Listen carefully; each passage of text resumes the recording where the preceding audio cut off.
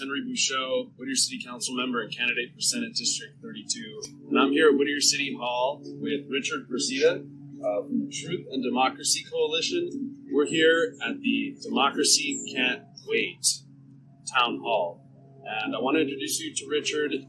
We're here to celebrate democracy, to defend democracy, and to make sure that we have public awareness of some really important public laws that are coming together and some really pressing issues that we're facing right now when it comes to defending the vote. So Richard, why don't you take it away? Yes, so my name is Richard Brasida. I'm the founder of the Truth and Democracy Coalition. And democracy is in crisis, not only here in Whittier, but nationally and all over the world. Democracy is collapsing, partly because of the United States. But right now, we need to fight for democracy. What's the quote that says, "What does fight for democracy?" I forget what that quote. That was my favorite quote. I'm sorry, but that's what we have to do. No matter where we are with this democracy, we have to fight for it. We have to fight for our rights. We can't not take democracy for granted. So Richard, what are some of the issues that we're talking about today? We're talking about three pieces of legislation, maybe four: the For the People Act, the John Lewis Voting Rights Advancement Act, the DC Admissions Act, and then we need to take advantage of the filibuster. We need to get rid of the filibuster. So we need to do, because democracy is threatened. We just went through a coup attempt, a failed coup attempt, and another one is on the way right now. We're waiting. What they're doing is they're suppressing the vote. Over 400 laws restricting voting access have been proposed, and 30 of those laws have already been passed. And some of those laws allow partisan officials or state legislatures to overturn the elections. So this is a slow-rolling, still trying to overthrow our government. So some states, some legislatures are trying to make it more difficult for people to vote. But there's also some potential laws in Congress that would maybe stop that in its tracks and make it more easy for people to vote. Can you tell us what one of those is and what people out there can do to help support that? Well, one thing that's coming up right now with the census data coming out is districting. It's going to be gerrymandering. And what that does is that's a way of setting congressional districts in a way that favors one party.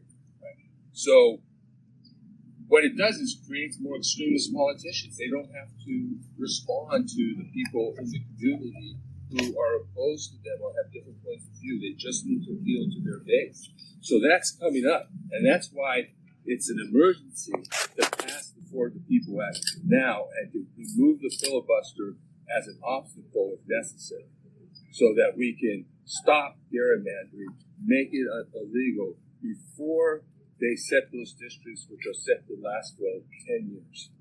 Wow. So really important time for people to get involved. Democracy doesn't sleep, neither do we. We're going to add instructions on how you can get in touch with your congressional representatives so you can let them know the importance of supporting this law, supporting this act, and stopping voter suppression in its tracks. All right. Hey, thank you for being with us today. Thank you for the invite, and we really look forward to supporting you on your effort to keep the vote going. It really means a lot to me. All right. Thank you, Henry. I appreciate it. Appreciate your help. Thank you so much.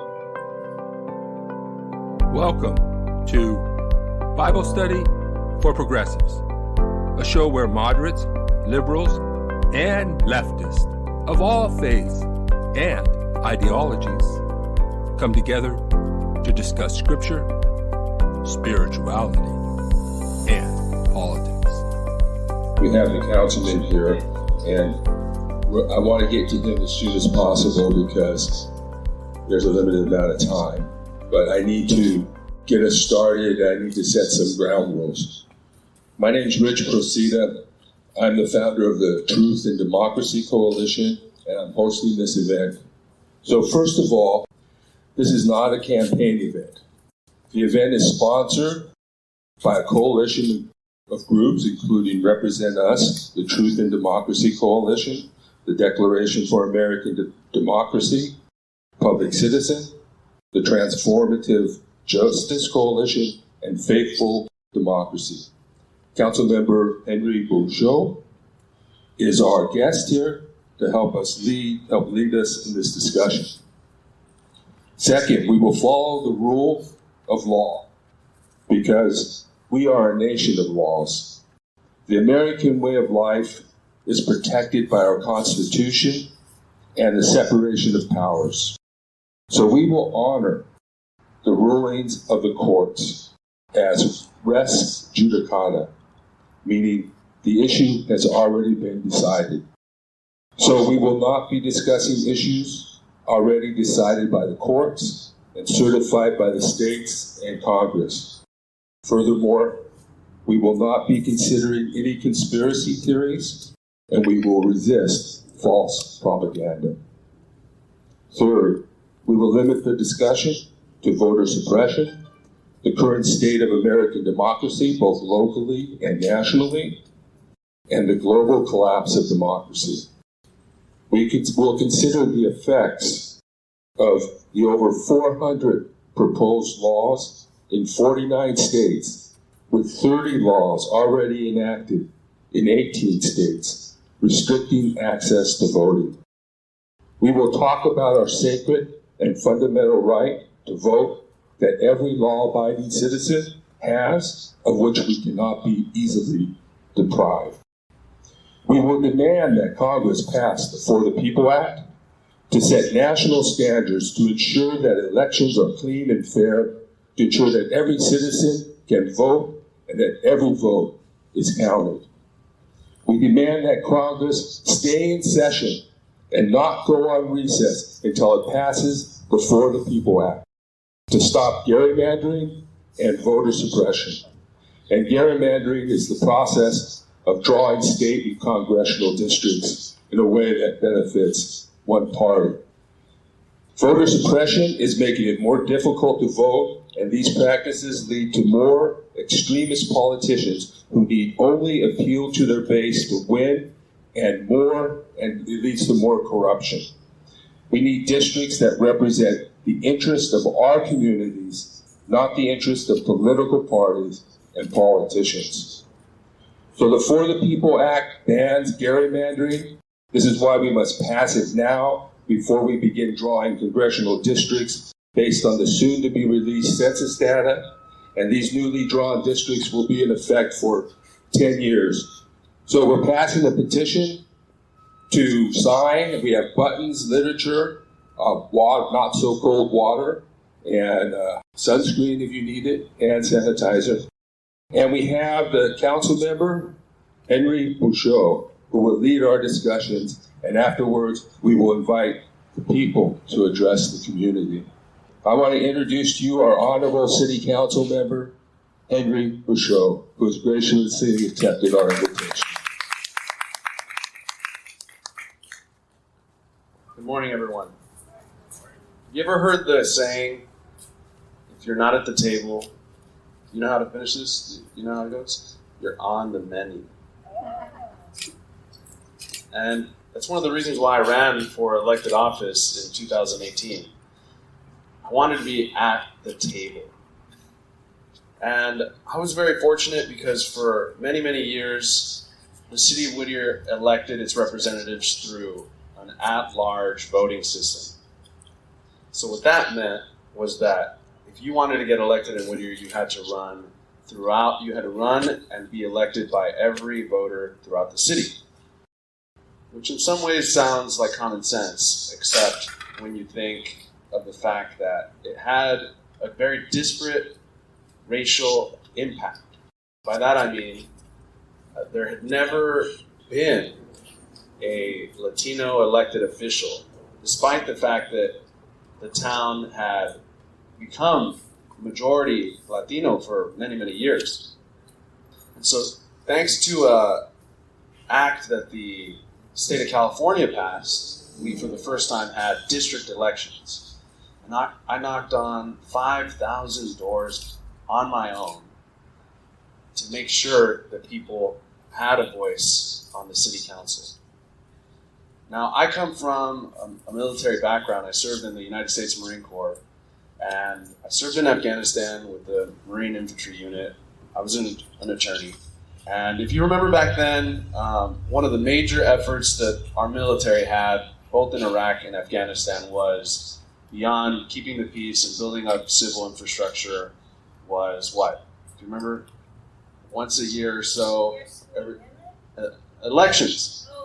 Free and fair elections. Remember that it was a big deal, and there'd be a lot of news reporting around the day when we were making our best effort to keep either the Taliban or other insurgent forces from interfering with elections, right? Because the feeling is that you can't really have a functional government, a functional society, without faith in your elections.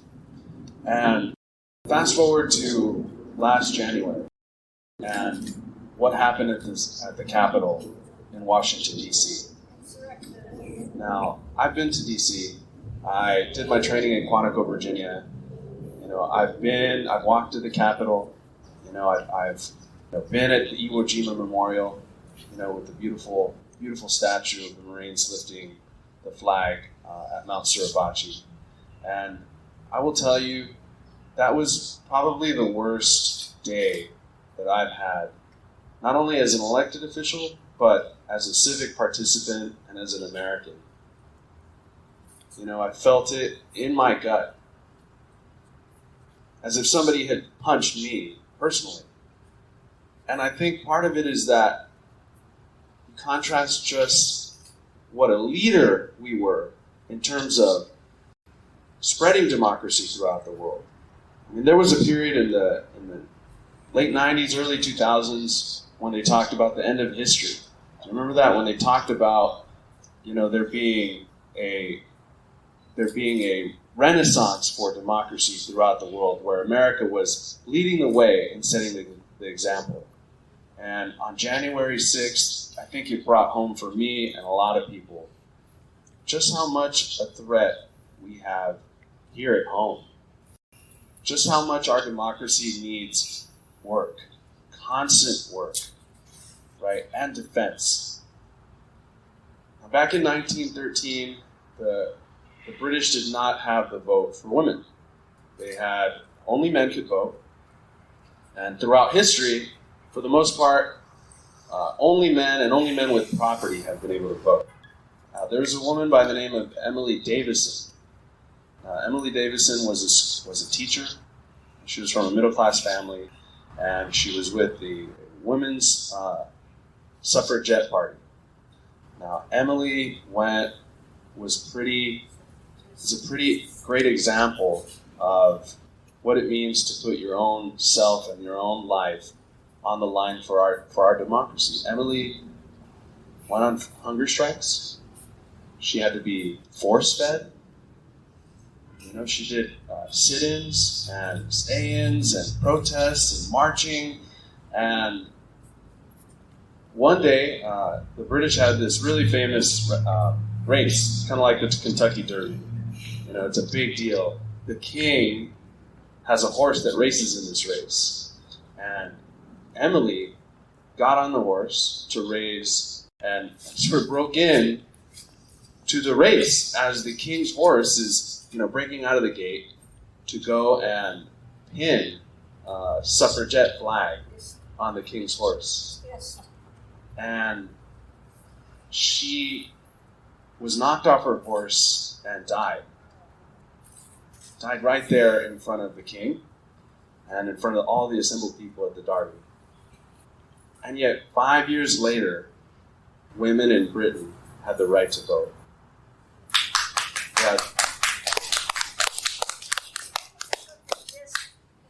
So, when I bring that up because it's an example of what's possible for us. Now, I don't recommend you jumping on a horse anytime soon, or necessarily putting your life on the line, but I think January 6th is a reminder of what is at stake. This is not simply a theoretical issue. It's not even just a federal issue. So in Whittier, after I was unexpectedly elected to the city council and defeated a 9-term incumbent who had first been elected in 1976, the state, so I got elected in an April off-cycle election. The voter turnout was about 18%. The state passed a law that said that any city that wasn't able to reach 25% voter turnout had to either change their election in line with the state's primary or with the general election, which typically has higher voter turnout. Now, city council had to make that change, and they did. We voted for it. It was a big deal, and we saved hundreds of thousands of dollars by not having to do our own elections. One of the cities in the South Bay sued, saying that the law did not explicitly apply to charter cities. Whittier is a charter city. It's like our constitution, as opposed to general law cities, which fall back on the state's constitution. Well, that lawsuit prevailed at the appellate court level, was not taken up by the state Supreme Court. And now, what do you think the majority on the city council did once that law changed? Do you think that they changed the law? Now, right now, our last election was during the state primary, and the party in the majority, I'm not supposed to be partisans here, so I'll just say the majority party actually did perform really well in that election. But do you think they said, wow, looks like with more voter participation, we get a chance to reach more voters. We have a chance to grow our base in the city. Do you think they moved it to the state's general election, which sometimes has upwards of 70, 80% voter turnout? What do you think? No. They changed it back to April off-cycle elections. Now, the thing is, people don't know what they don't know. So people don't have a history of voting in April off-cycle elections. They typically don't begin to vote in them, right? Very busy lives. It's really hard for them to figure out what's going on in local politics. But it's much the same in the federal government, right? Your neighbors, your friends, your loved ones, they don't know too much about the John Lewis Voting Rights Act. They don't know what gerrymandering is. They probably think it's some kind of fish. But it's up to you.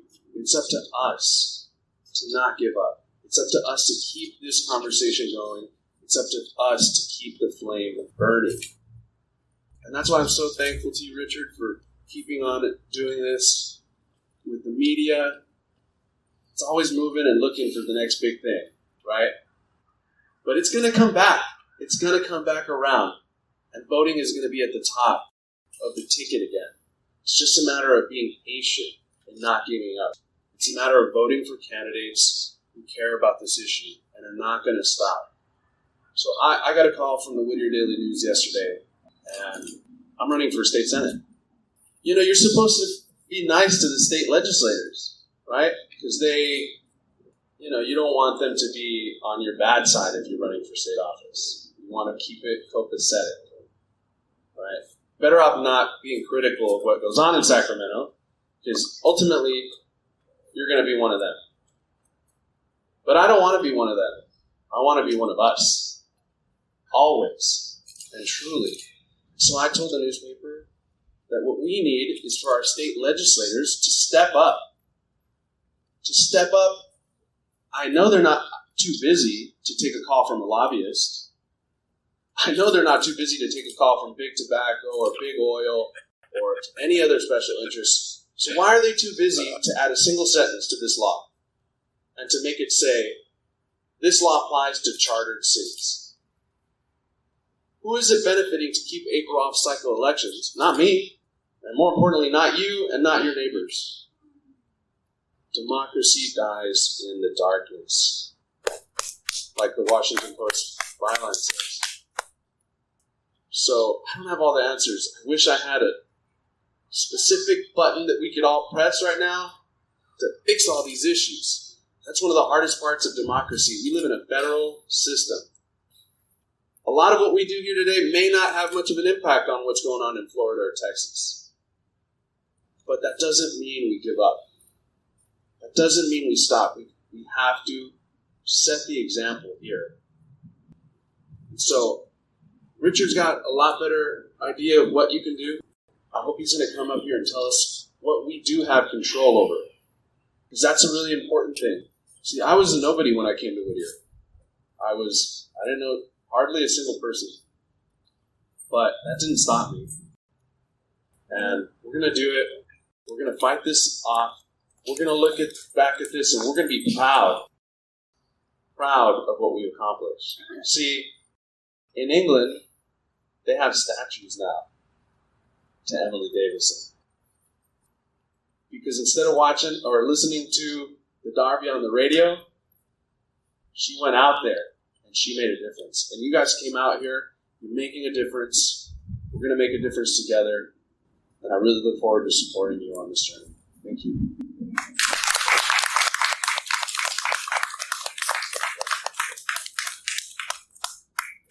All right, so what I'd like to do now is maybe take questions or have people come up and speak to the community. And I have a friend named Maggie Moe who wants to say something. So, good morning. My name is Maggie Moe, and I just wanted to give you a little bit of history about what is happening in the beautiful city of Whittier.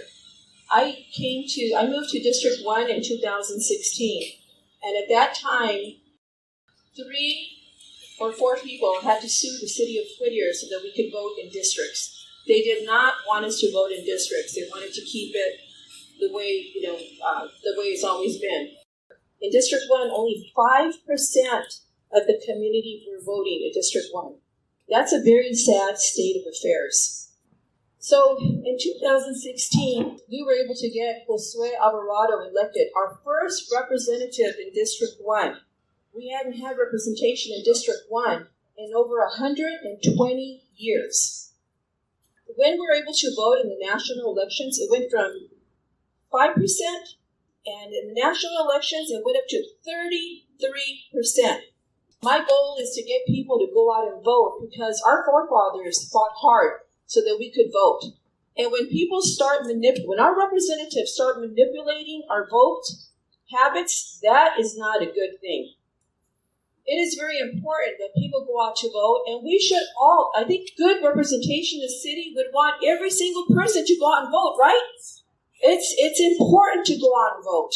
I see the manipulation as voter suppression, and voter suppression is not a good thing. It's not good for our city. It's not good that it's manipulated to say, well, at the end of the evening, we'll know who, if we have people vote in April or in June, we're going to know who the incumbent, who's going to win, who's going to represent our city, the same people that have represented the city.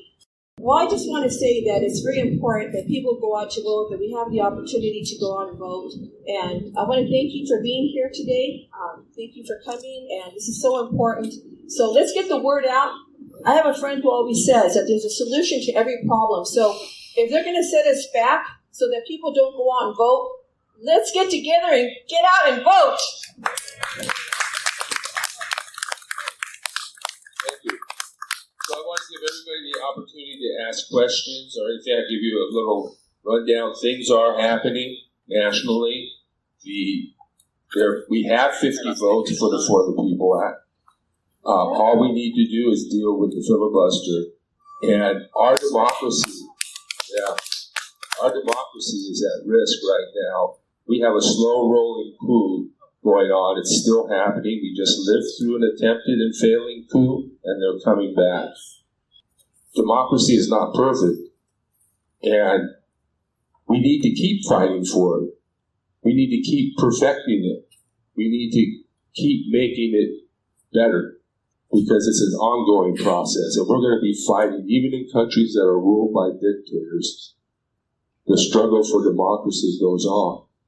And no matter what happens, we will be fighting for democracy and for everyone's right to vote, because that's the only system, as imperfect as it is, that can represent the will of the people.